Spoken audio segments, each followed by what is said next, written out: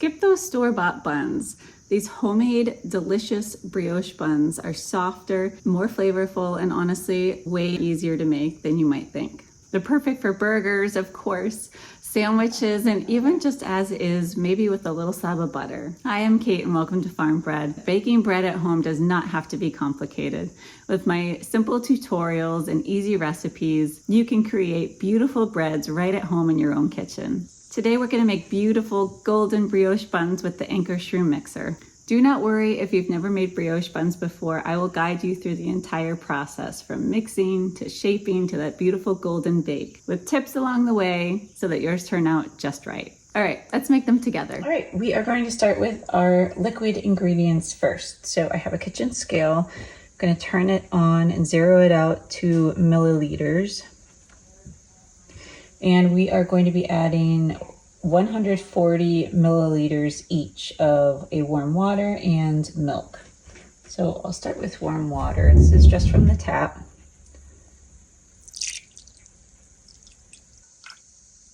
So it's 140. Okay, our next ingredient is milk. I like 2% organic.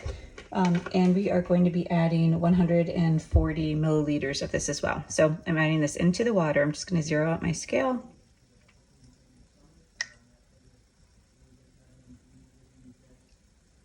Once I get to the 100 range, I kind of slow down with my pouring, just so I don't pour in too much.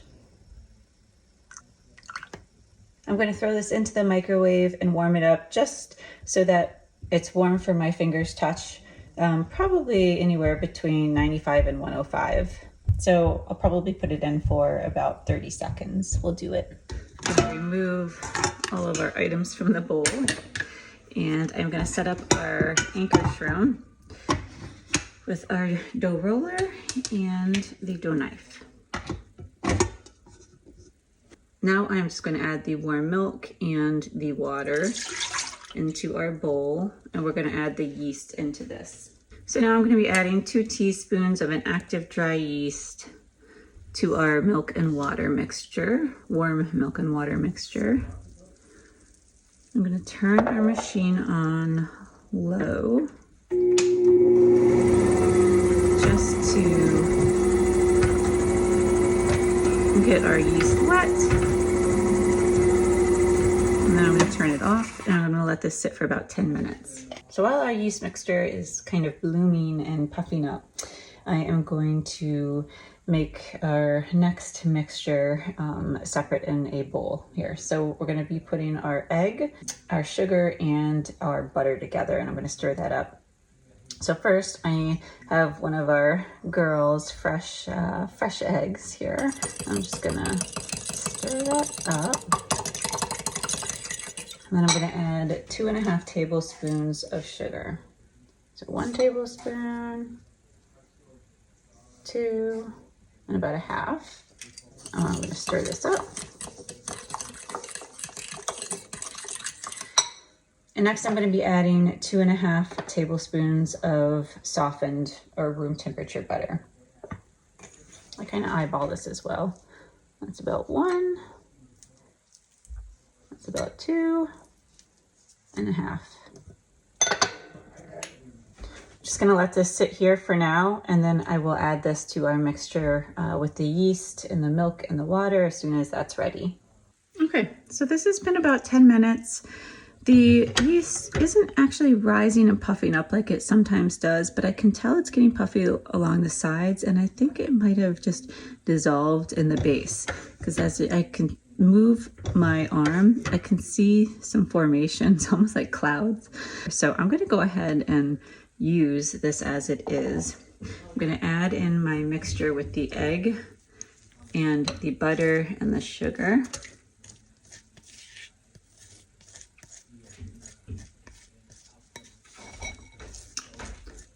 And we are going to just turn this on low and let the ingredients incorporate.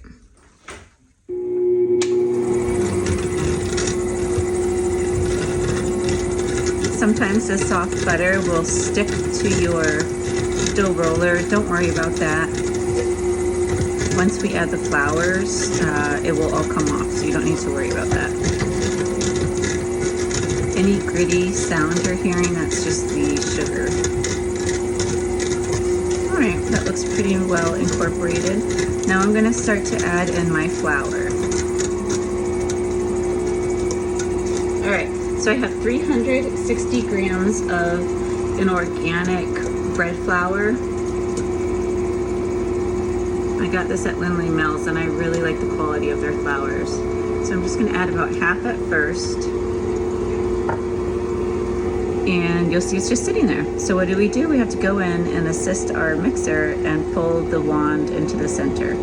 The arm, the ruler, whatever you wanna call it, just pull it into the center. And we're gonna let these ingredients incorporate. Mom, home. All right, my son literally just came home from camping, backpacking overnight. So life happens, doesn't it? Okay, here, I'm gonna add in the rest of our flour right now.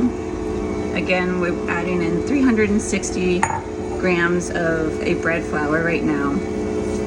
And as the rest of the flour merges or mixes with our wet ingredients, we're gonna look to see how much more we need to add. So this is where it's really important that you look at the texture and the consistency of your dough, and add gradual amounts of flour to get it right. So I've got about another half of a cup of bread flour waiting. Move your arm into the center to get any dry bits that are down in the center. You can see this is super wet and sticky. So we want a sticky dough, but we don't want a lot of residue to come off on our finger when we touch it. So I'm adding in probably, I don't know, maybe like a tablespoon at a time or so, just to kind of see how the dough reacts. You can see it's sticking on the sides. Once we get the right consistency and we start kneading, you'll see that the dough will come off the sides of the pan. So I'm just gonna add in a little bit more. I am gonna turn my speed up. Maybe not that high, maybe to the second. I'm also not seeing the dough rise up the roller very much, which is also an indicator that we definitely don't have enough flour. It's not coming together like a dough. So once that happens, then we start to move our wand and the arm about an inch away from the side of the bowl, and that's gonna help the dough in the kneading process. All right, we're getting somewhere. I'm gonna add a little bit more, another tablespoon or so. Altogether, my last batch, I believe I used 420 grams total of flour, around there. So now you can see it's starting to come together a little bit better. You can also use your dough knife to help assist the movement of the dough as well. So the roller and the knife work really well together. They're a good team. I'm gonna add a little bit more. There we go. Now you can see it's coming up.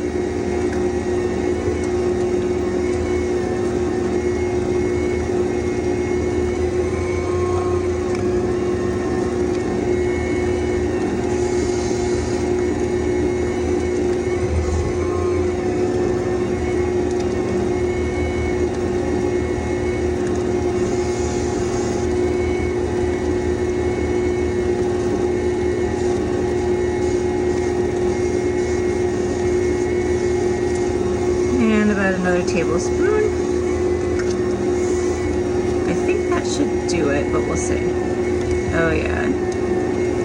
It's just neat how you can see the reaction of the dough when we add a little bit more flour. We certainly don't want to add too much. I think this is good.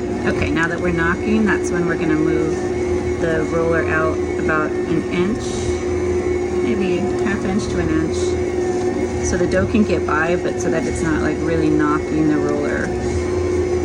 Yeah, okay. Now you can see the dough is pulling away from the edges and the bottom. So I think about 420 grams is that sweet spot of bread flour that we're going to be adding.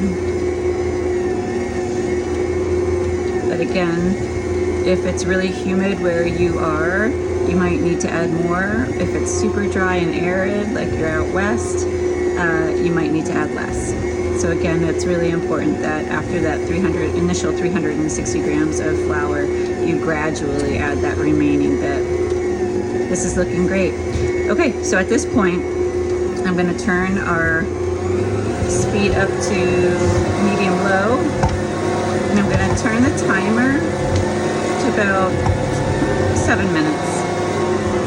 And I'm just going to let this knead for 7 minutes.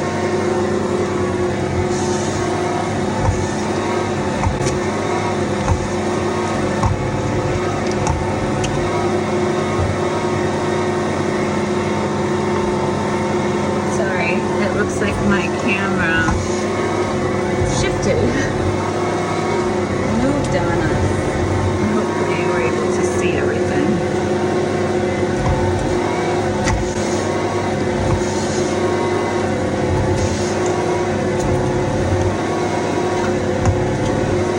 See how clean the bowl is getting. That is a very good indicator that your dough is just right.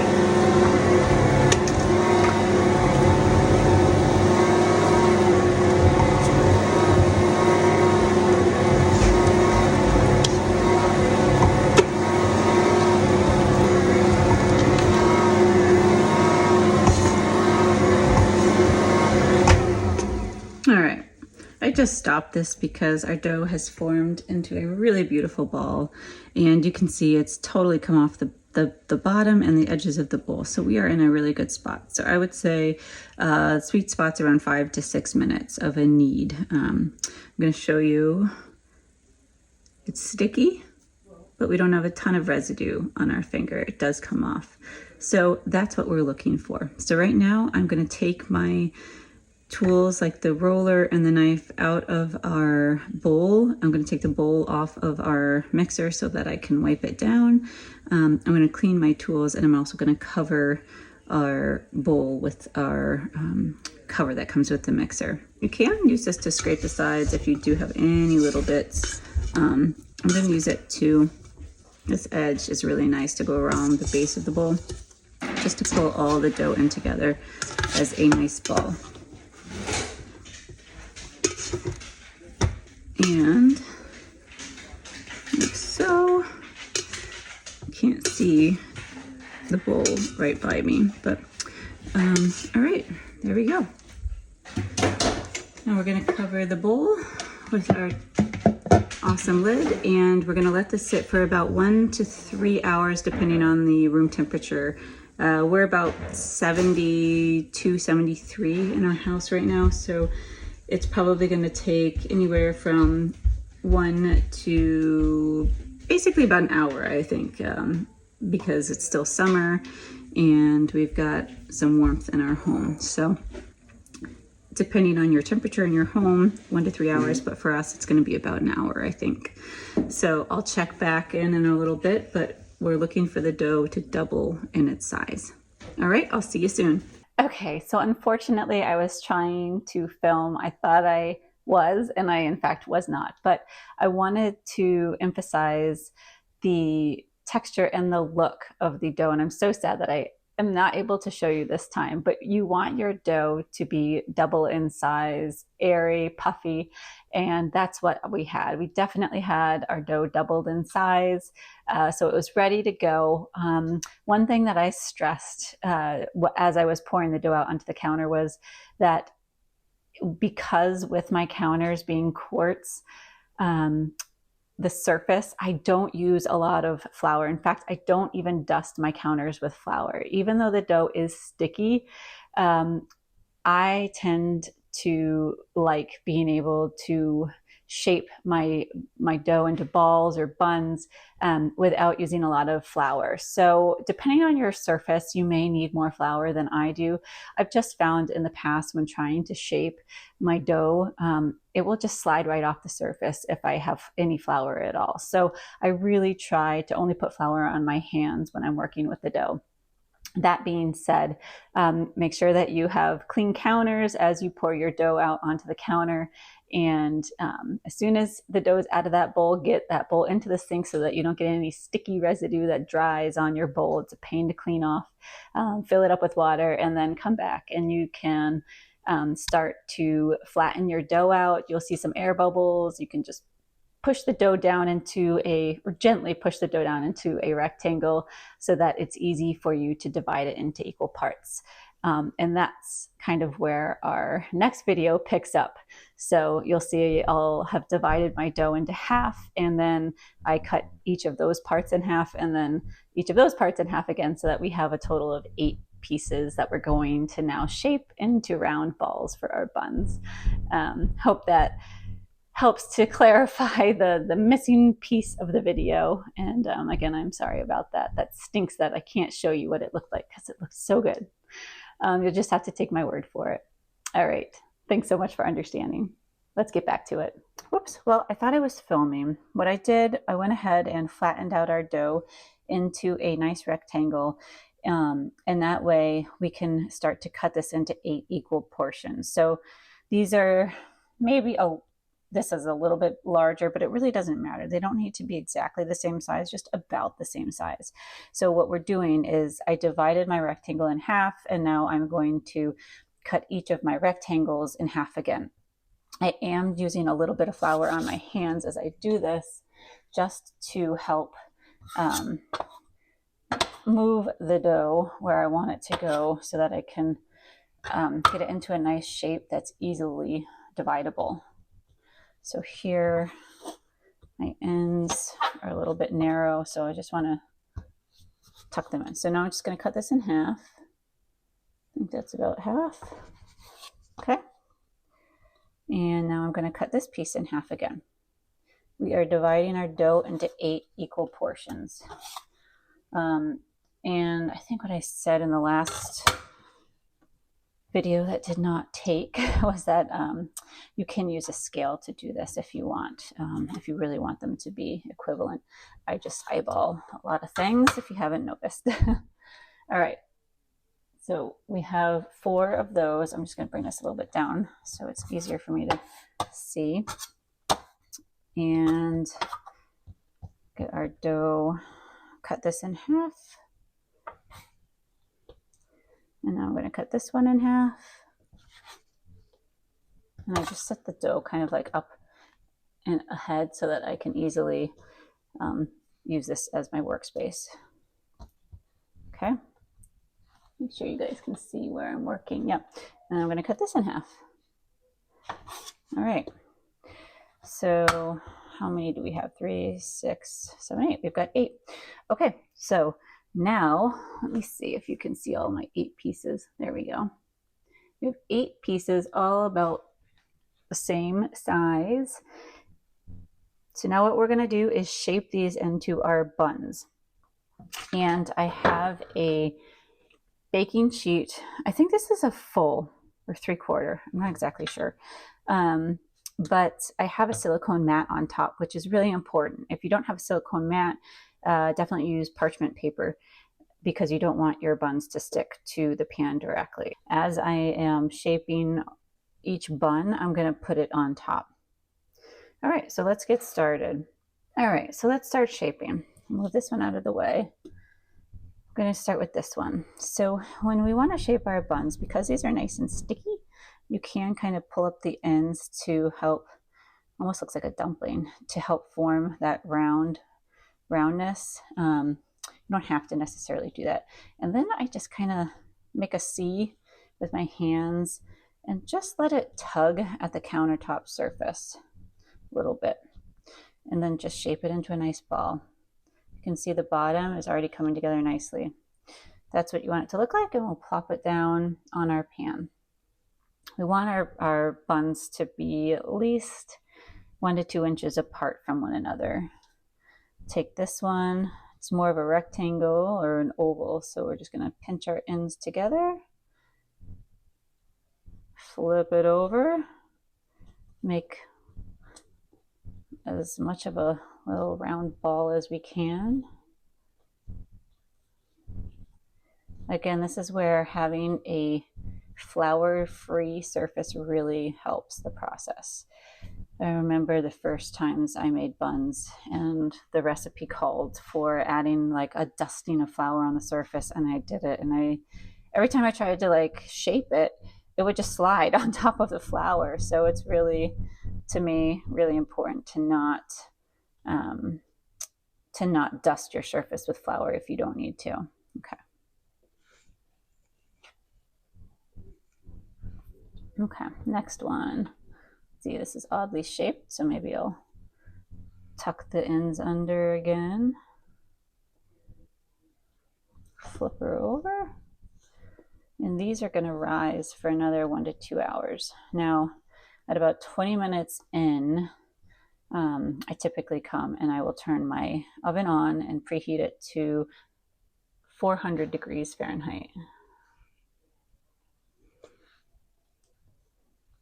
So these are looking nice and circular. Take this one. This one's already kind of in a nice circular shape, so I'm just gonna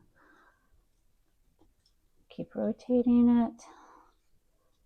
It's okay if they've got some like air bubbles, don't worry about that.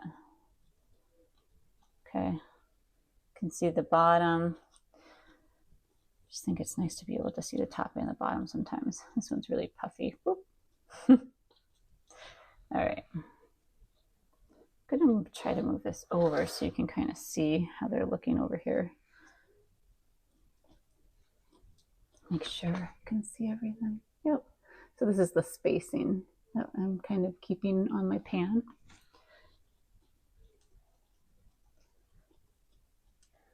These buns are so nice and light, and they smush when you bite into them, which I just love.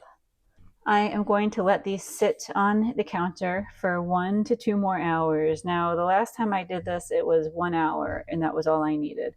Again, that's due to the room temperature, the humidity. There are lots of things that go into play during your final rise. So come back in a half an hour and check on your buns and see how they're looking. I'm not covering these because when I come back and put an egg wash over top, the air creates a really nice surface for me to do that. That's how I like to do it. You can definitely cover them if you want to, especially to protect them from flies or whatnot in your home, but I'm not covering mine. And I'm going to let them rise. I'm going to come back in a half an hour. I'm going to preheat my oven to 400 degrees Fahrenheit, and we will see how they are looking at that point. Another thing I'm going to do is put a little glass pan of water on the bottom rack of the oven as the oven is preheating to just create a little bit more moisture into the oven. All right, so check these out. They have really puffed up, and it has only been about 25 minutes. I'm starting to rapid preheat my oven because I need to get these in the oven sooner rather than later. They're starting to get pretty close to each other, which is fine. You can always easily pull them apart later. But what I'm gonna do is make a little egg bath. I will show you how to do that, and brush the tops of each of these with the egg bath and then sprinkle some sesame seeds over top. So I'm gonna do that now.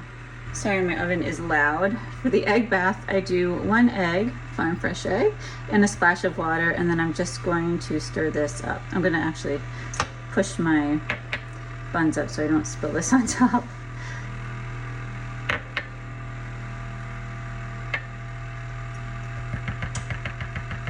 And then you just stir this up. Probably should have used a little bit larger of a bowl, but this is working okay. All right. So now I'm just gonna take a pastry brush and go over the tops of each one. Very gently.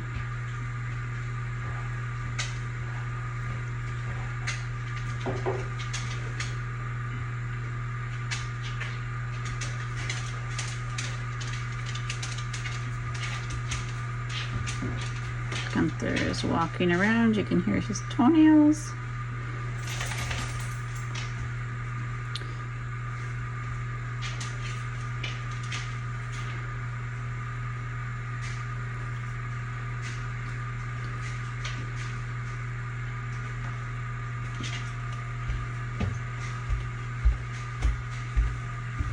This egg wash is going to give the buns that nice, beautiful golden, dark color and sheen on top.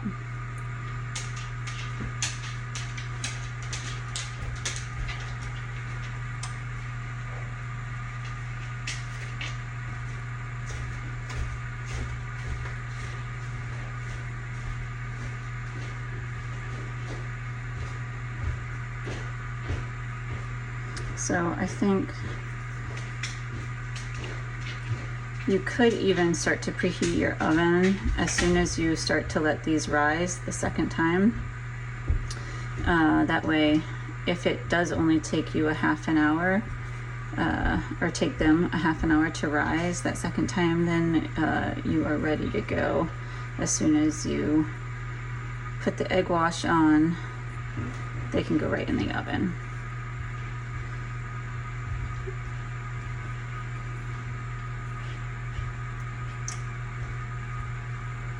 Isn't it interesting how your home and the time of year, the temperature of the house, all that goes into play. Okay, I'm gonna set these aside. Now, I'm going to be using sesame seeds. This is an old jar that I've had. I buy sesame seeds in bulk, actually off Amazon, and then I just keep putting them in here. It's so much more affordable, cost effective.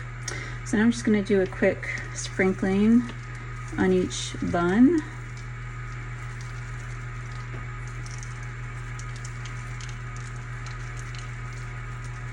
Don't have to do this.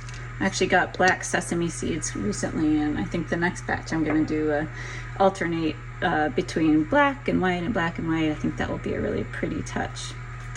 Okay, so as soon as my oven is ready, it's 300 degrees right now. As soon as it's at 400, I'm going to plop these in the oven and we'll bake.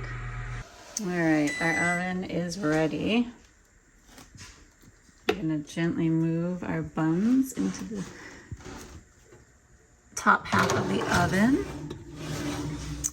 and as you can see, I have my right here, I have my water dish. So it's just a little, in fact I'll move this over, it's just a little dish with about a half inch of water in it, just to add some humidity and some moisture into the air while we are cooking our beautiful buns. All right, I will come back and show you what these look like in about 15 minutes. My timer just went off at the 15-minute mark. So I want these to be a little bit more golden brown. So I'm going to give it 4 more minutes and we will take them out. In fact, I might actually go in and turn our sheet pan so that the buns in the back come forward a little bit. There we go. It's actually been about 2.5 more minutes, and look what that difference made.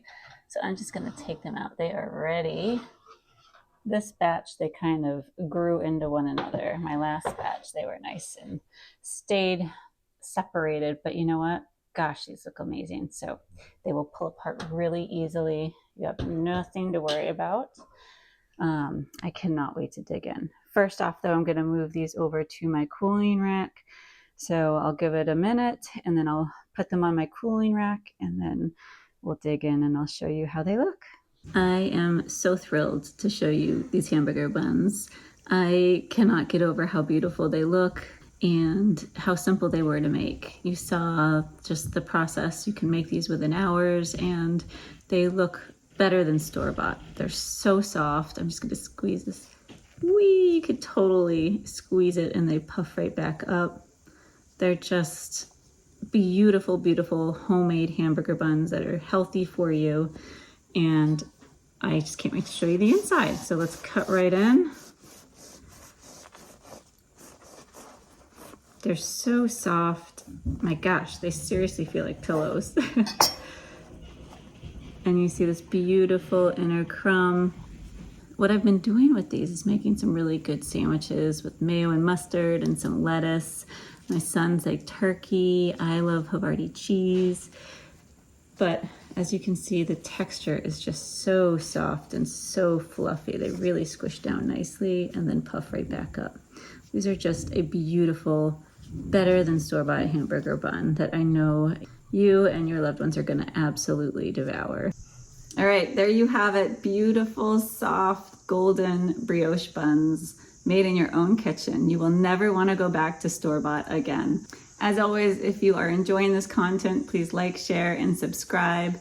Comment below with any questions or suggestions that you have. I absolutely adore your feedback, and I always look forward to it.